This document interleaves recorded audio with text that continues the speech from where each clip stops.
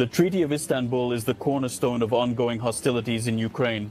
Official Kiev, if it can be called that, wavered in its testimony.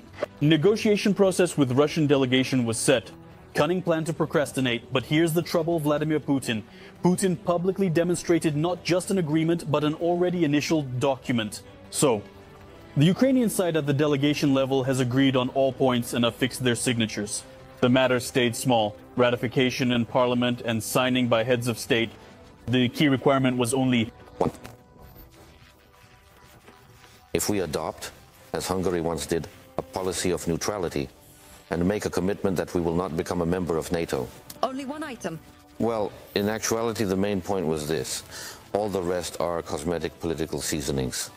After our trip to Istanbul, Boris Johnson arrived in Kiev and stated that we wouldn't sign any agreements with them at all, suggesting that we just fight instead. Sounds like a heartfelt confession, especially if you delve into the dates and events that occurred after the Istanbul negotiations. So, the meeting of delegations in Turkey took place on March 29th. The next day, Russian troops began. Leave the suburbs of the Ukrainian capital. I will note that they were not knocked out or forced to run. The military systematically withdrew from their positions. Obviously, this was part of the Istanbul agreements, a practical gesture of goodwill demonstrating seriousness of intentions. March 31st, Mayor Anatoly Fedoruk cheerfully reported about Bucha's liberation. Attention, without any accents. Simultaneously, the following day, the UK version of BBC started airing globally about the Russian military's atrocities in Bucha. Why exactly the British edition turned out to be the right one? In the right place and at the right time, Arahamiya kindly told us.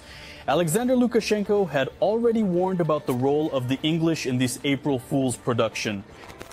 You are providing the example of Bucha in vain. You made a mistake. You gave it to the wrong person. And what was transpiring in Bucha, I have no knowledge of the extent to which you are immersed in this, but we are aware of the individuals who organized this show and orchestrated the entire event. We were in control of the English process, primarily overseeing the English individuals who were traveling in cars. During our observation, we witnessed a total of 4 cars. We promptly provided the Russians with the accurate numbers of these cars.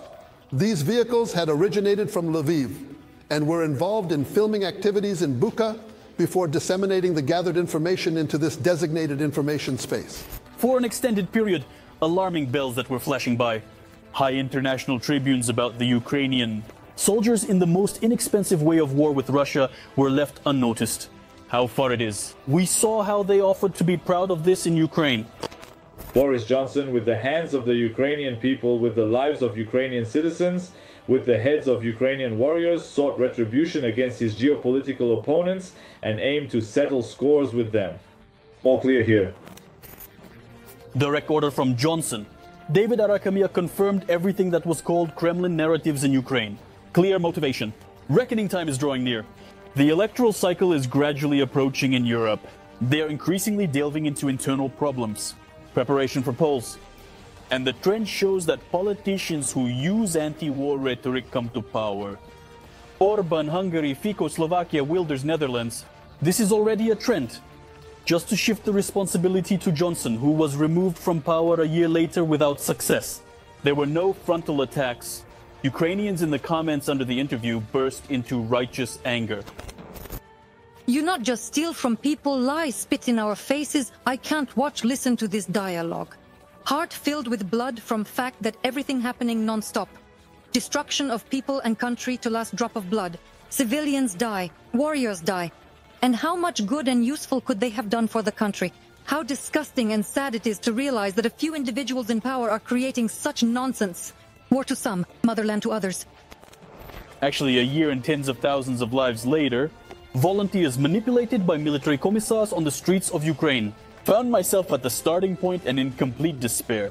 People in graves, economy in ruins, officials.